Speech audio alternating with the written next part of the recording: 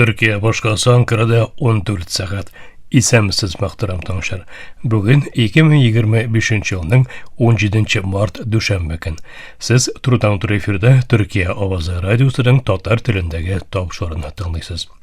Bizning programma 19 metrlik qisqa to'lqinning 15360 kiloga siflanan 42 daraja kun chog'ish yo'nalishidagi Turksat 3A ham Turksat 4A yarışları bilan www.trt-dinna.com internet adresi osha ham kisa telefonlarining TRT Dinna qo'shimchasidan Voice of Turkey Vote East radio kanalidan topshiladi. Topshobuzning bugungi charalishында so'nggi xabarlardan so'ng 1000 yillikning birinchi shirigi programmasi bilan Turkiy dunyoning yulduzlari yozmasini taqdim etamiz. Topshobuzda Qur'oni Karimning G'imron surasining 30-alib 34-ga qadargi oyatlari bilan boshlaymiz. A'udhu billahi minash shaytonir rojim. Bismillahirrahmanirrahim. Yawma tajidu kullu nafsin ma 'amilat min khayrin muhdaran wa ma 'amilat min su'.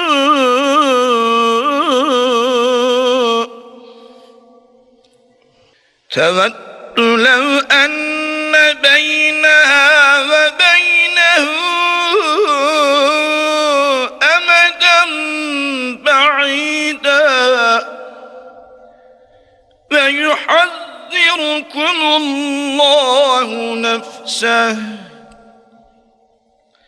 والله رؤوف بالعباد. قل إن كنتم تحبون الله فاتبعوني يحببكم الله فاتبعوني يحببكم الله ويغفر لكم ذنوبكم والله غفور رحيم.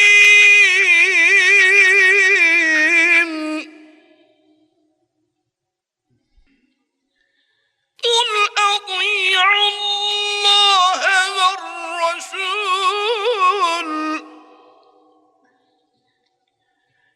فإن تولوا فإن الله لا يحب الكافرين.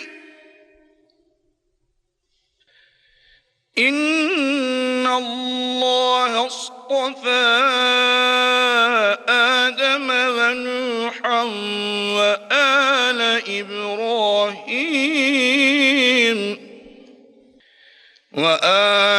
إبراهيم وآل عمران على العالمين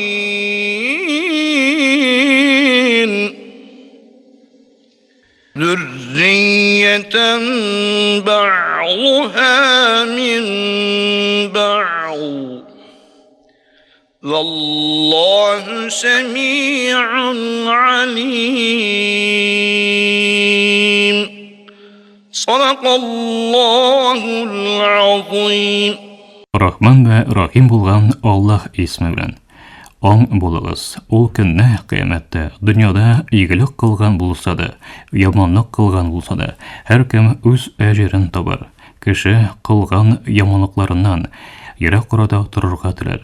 Alloh aslida sizni o'zine qarshi keluvdan qo'rqirga buyurar. Alloh qo'llarini cheksiz shafqatlidir. Rasululloh sinayt. Agar Allohni suysangiz, menga yaragiz, islomni qabul etingiz. Alloh da sizni suyar va gunohlaringizni yorliqqa degan.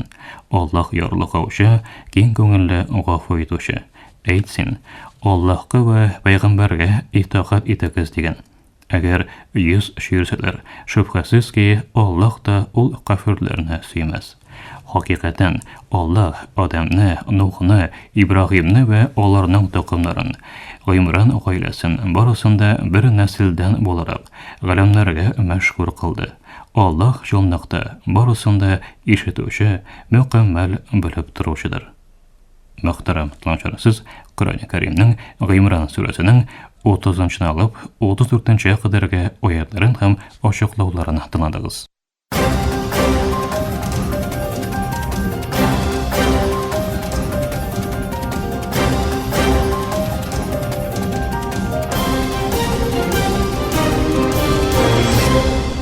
Türkiye avazı dolkunlarında sınga haberler. Yemen'deki Husi lideri Abdul Malik el-Husi, AQSh harbiy operatsiyalarına cevap olarak hücumların arttıracaklarını ilan etti. Hem kişisiz hava aparatları bilen raketalarının, Amerikan harbiy karabların hem avia taşuşçuların nişan etip olacağını bildirdi. Video bildirü bilen çıkış jasavçı el-Husi, artkan kerinkilikке şuşun duyuk rəvişdə qarşılıq görsətəcəklərin hem Amerika Qoşma Ştatların dengizni soğuş maydanına eyləndirüdə qayıpladı. Bundan tış, agresifliği devam etken şıraqda İsrail bilen birge Amerika Qoşma Ştatlarının da Husilarının dengiz qamalaşana kirtiləcəyini aytdı. Azərbaycan yakşanbə günü şik boyunda 3 ayrım vaqıqada harbiy pozitsiyalarına ot açılığını bildirdi. Saqlanma Ministerliği Erben harbiy birliklerinin Xazin Evar, Burun hem Dih tübeklerinden ot açığını jitkirdi. Ermənistan ise bu rastlaullarını geri qoqdı. Kerinkilik hareketinin de diste yıllar devam etken tartqalaşuda bitiruni maqsad etken tınışlık gelişuü ölgüsü üstünde algarışqa erişlerin bildirgenden soң yaşandı. Moskva, Ukrayna bilen alып barılgan tınışlık söyleşülerinde nıq garantiyalar soruy. Hem Kiyev'nin tarafsız qalığı bilen NATO'dan şitte tutulğan tiley. Bu taraqqiyat Washington'ның 30 günlük otni to'xtatuv uchun bosim yasagan vaqtda bo'ldi. Ayrıca AQSh ham Rossiya liderlari orasida bu atnada сөйләшүләрнең o'tkarilуы көтелә.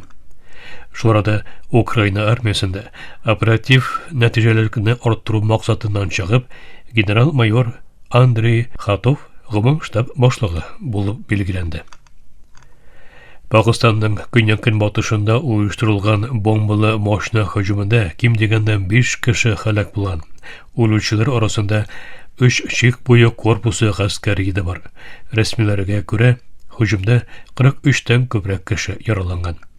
Eminlik güçleri hücumның ortunda Beluchistan azatlık askerinin boluğun farazlay.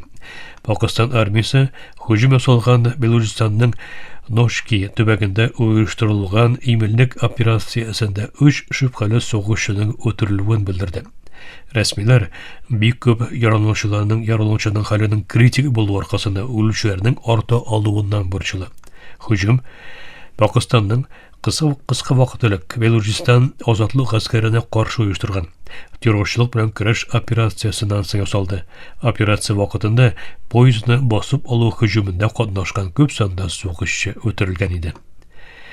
Netanyahu Hamas hüjumundan soň Shin Bet şefin vazifasından alığını planlaştırdı.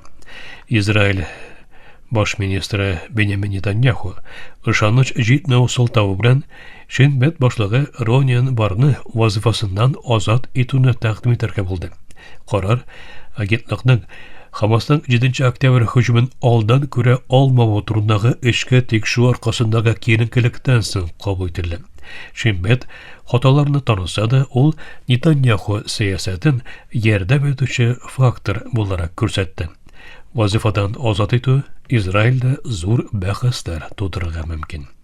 Мөхтәрәм тыңлаучылар, Türkiye avazı dolkunlarında соңгы хәбәрләр тыңладыгыз.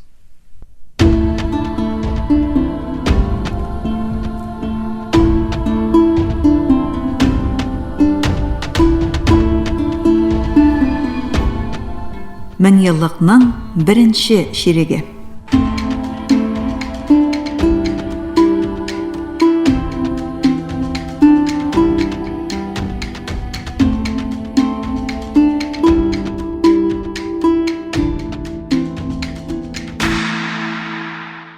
Яңа 1000 еллыкның тәүге 25 елында булган әһәмиятле вакыйгаларга күзәтү ясыйбыз. Авропа һәм дөнья тарихында тәэсире озак еллар дәвам иткән Кызыл май вакыйгалары 1968 елның 22 мартында Франциядә башлана. Парижның Нантер университетында Америка Кушма Штатларының Вьетнамдагы сугышына каршы чыгучы, Франциядә генераль Шарль де Голль идарәсен тәнкыйтьләүче һәм мәгариф реформасы таләп итүче студентлар уку йортының беренче аудиториясын басып ала. Университет җитәкчелеге якынча 150 протестчы өчен кампуска полиция чакырганнан соң вакыйгалар тиз арада үсә һәм ил күләмендә студентларның бойкотлары һәм эшчеләрнең ризасызлык чаралары башлана. Студент бойкотлары Франциянең башта күрше илләренә, аннары Атлантик океанны узып, Америка Кушма Штатларына барып җитә. Сәясәттән сәнгатькә кадәр бик күп төрле аланнарда үзгәрешләргә китергән 1968 елгы вакыйгалар җәмәгатьчелек тормышына шәхси үсеш һәм иҗат, антимилитаризм, индивидуализм һәм феминизм шикелле яңа төшенчәләр китерә.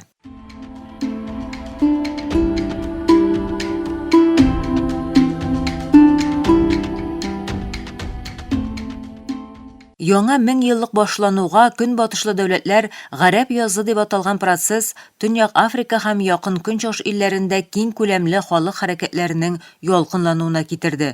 Буларның берсе 1969 елдан бирле Муаммар Каддафиның тимер йодрыгы астында идарә ителүче һәм зур нефть резервлары белән күз камаштыручы Ливия иде. Сирта һәм Бенгази төбәкләрендә Каддафига каршы башланган фетнәләргә карата хөкүмәт кырыс чаралар күрә һәм армияны эшкә җигә. АКШ, Франция, Англия һәм Канада җитәкчелегендәге коалиция дәүләтләре исә Каддафиның оппозициягә каршы операцияләрен киртәләү максатыннан 2011 елның 19 мартында Парижда җыелыша. Алар Ливия һава көчләре, һава саклану системалары һәм күбәле берлекләрне тәэсирсез хәлгә китерергә карар чыгара һәм шул ук көнне хәрәкәтне башлый. Ливиянең стратегик объектларын баллистик ракеталар белән бәрәләр. Күпмедер вакыттан соң вакыйгалар Каддафиның контроле астындагы башкала Триполига да барып җитә һәм Муаммар Каддафи белән гаиләсенең үтерелүе белән төгәлләнә. Шулай да барлык бу вакыйгалар озак еллар узуга карамастан илдә тотрыклылыкка китермәде.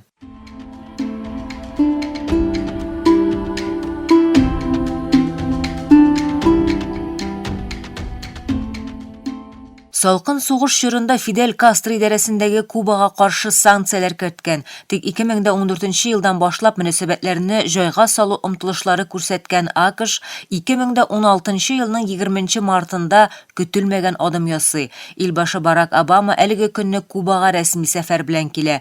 Ул 88 елдан соң әлеге илгә барган тәүге АКШ лидеры.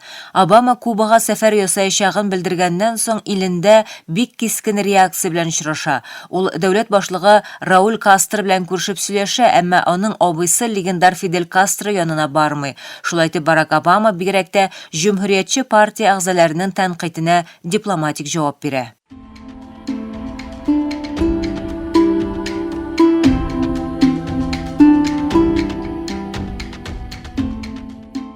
Берләшкән Милләтләр Оешмасы 1966 елда 21 мартны ырыкчылыкка каршы көрәш көне буларак билгеләү турында карар чыгара. Әлеге адымны ясарга 1960 елда Көньяк Африкада булган Шарпевиль кан коешы итерә. Ул чакта 21 мартта Шарпевиль шәһәрендә полиция коралсыз бер төркем кара тәнле протестчыга карата ут ача. Әлеге вакыйгада 69 кеше үлә, 180-не яралана.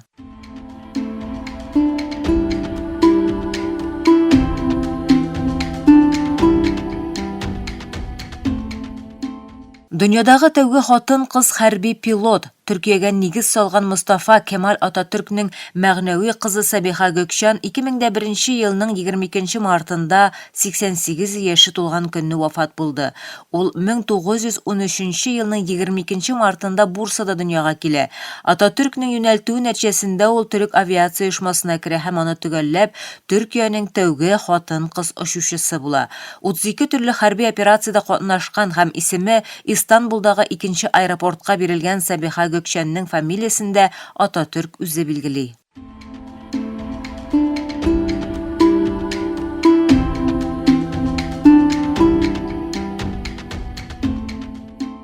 Güzelliги һәм гаилә тормышы белән 60 ел буе сары газета битләренә тынгы бирмәгән Элизабет Тейлор 2011 елның 23 мартында 79 яшендә күзләрен мәңгелеккә йомды.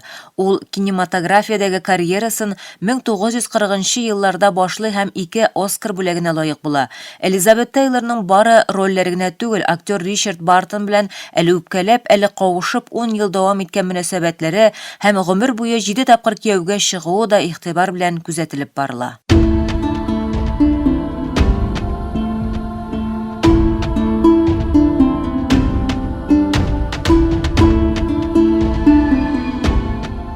Мең еллыкның беренче ширеге.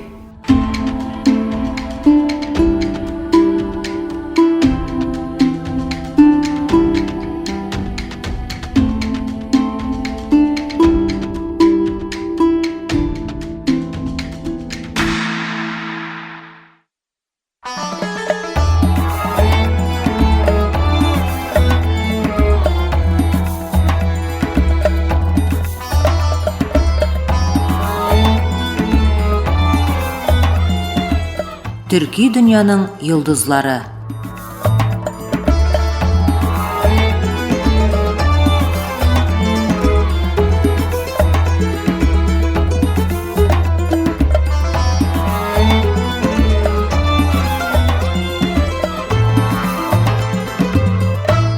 Мөхтәрәм тамашачылар, халыкара мөнәсәбәтләр белгече фәннәр докторы Җәмил Дуач язмаста нигезләндеп әзерләнгән Төрки дөньяның йолдызлары тапшыру дизбәбезнең бүгенге чаралышында Юнус Әмре турында сүз алып барабыз.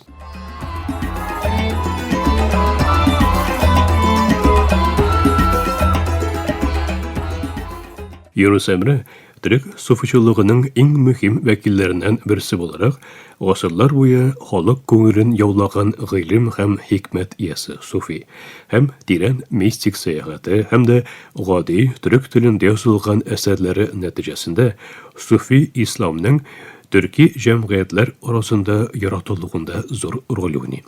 Аеруча, Юнус Әмре әсәрләренең төрек телендә булуы, аның халык белән очрашуын җиңеләйтеп, юлламаларының буыннан-буынга җиткерелүен булдыра. Мәвлана Җәләлетдин Руминың Юнус турында илаһи урыннарның кайсына чыксам да, бу төрекмән иренең изен алдымда күрдем, аны уза алмадым дип әйтүе дә беленә. Юнус әсәрендә нәселен Таптук Әмрә, Барак Баба һәм Сары Салтук рәвешендә теркәп куйган. Әсәрендәге кайбер куплетларга һәм риваятларга күрә Юнус Әмрә төрки дөньяда бик күп урынны күргән. Югары өлкәләр дип әйткән Азербайҗанга кадәр барган. Вилаяттан вилаятка йөреп, дус сирен эзләвен, Урымда, Димәшктә үзе кебек бер сәйерне таба алмавын. Шителдә гашыйк булып, Мәҗнүн кебек йөрүен. Шираз, Багдад, Тәбриз, Димәшк, Дахчыван кебек төбәкләрне күргәннән соң, Анадолуның кайбер вилаятларында кышны уздырып, язын мәмләкәтенә кайтуын аңлады. Юнусның сәяхәтләренең сәбәпләре буларның ни рәвешле тормышка ашуы тугайын буларак беленмәсә дә, шуны беләбез. Сәяхәт суфиларның тормышында нәфес тәрбиясенең мөһим бер факторы булып тора. Юнус Әмрәнең иң күп игътибар җәлеп итүче үзенчәлекләреннән берсе әсәрләрен төрек телендә иҗат итүе. Ул чорда әдәбиятның элит өлеше гарәпчә һәм фарсыча терминнар белән шөгыльләнгән чакта Юнус Әмрә халык аңлый алачак гади телне сайлый. Бу сайлап алуы аның шигырьләренең һәм сүзләренең киң катламнар тарафыннан үз ителүенә зур йогынты ясый. Төрек телендә язылган әсәрләр суфи исламның дөнья күләм юлламасын җәмгыятьнең һәр катламыннан кешенең аңлый алачак телгә әйләндерә. Төрекчә язылган әсәрләре милли үзенчәлекнең һәм мәдәни бөтенлекнең ныгытылуында да мөһим роль уйный. Юнус Әмрәнең теле бер тик әдәби корал булудан тыш, төрек халкының уртак хәтеренә һәм рухына юнәлгән көй, музыка кебек. Халыкның күңелен яулаган бу тел бары тик илемдә кораллыгына түгел, бер вакытта мәгънәви, рухи бер хәзинә. Бу вазгыять аның сүзләренең һәм шигырьләренең гасырлар буе онытылмыйча яшәвен булдыра. Bu boy miras Yunus Emre'nin şiirlerinin hem düşüncelerinin buğuna buğuna jitkiriluğun tə'mir eti. Onun bizning Yunus deb iske alınığına sebep bula.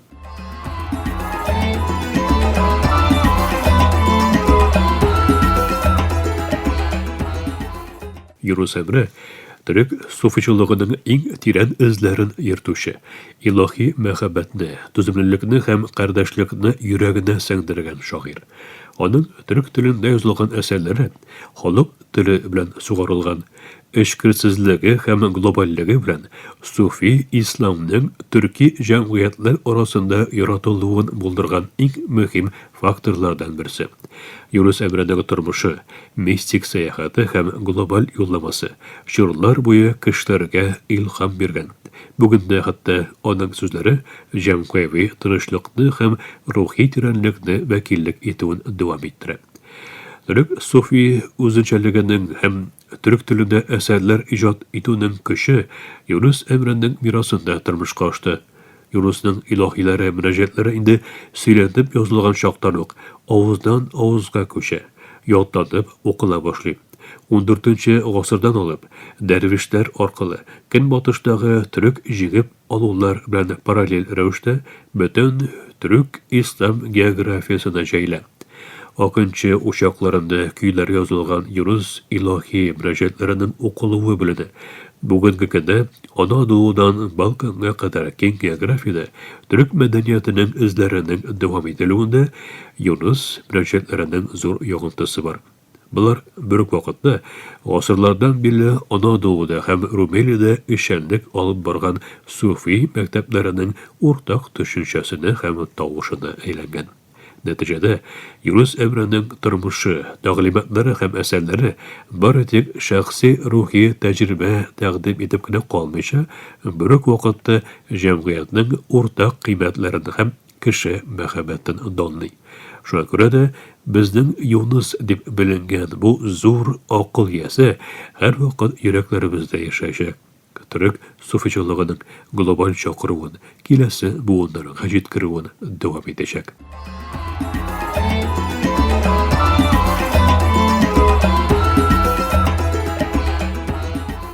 Muhtaram Toşar, Halkara Münasebetler Bölgesi, Fende Doktoru Cemil Duaç İpek'nin yazmasına negizlenip eserlengen tavşınız ve bizden kelesi çaralışında uşaşı ümiti bilen isen emin bulunuz.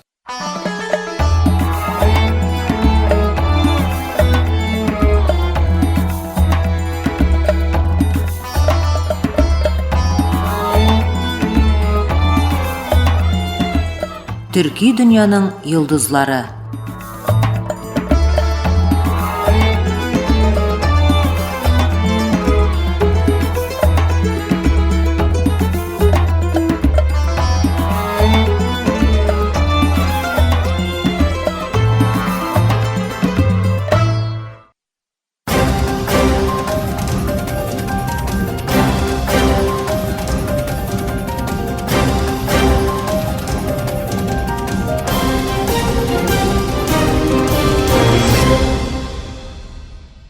Muhtaram tınavçılar, Türkiye Ovazı Radyosu'nun Tatar tilindeki topşuları şuşunun bilen ahırına yakınlaştı. Bizim programma her gün Türkiye hem Kazan vakıtı bilen kındızgın saat 2'de 19 metrli kıskatlıqının 15.360 km/s Türksat 3A hem Türksat 4A yerşini bilen 3 tapkır w.trt.net.tr internet adresi olsa Vot is radyo kanalından topşulu. Yorta saatlik topşularımızın qabatlawın Türkiye hem Kazan vakıtı bilen saat kişke 8. ortada 42 derece künçıgış yönelişindeki Türksat 3A hem Türksat 4A yerşinleri bilen 3 tapkır w.trt.net.tr internet sahifesi olsa Vot West radyo kanalından tıqnay alasız. Әлегә без сезнең белән сау булашабыз, эфирдә киләсе очрашуга кадәр.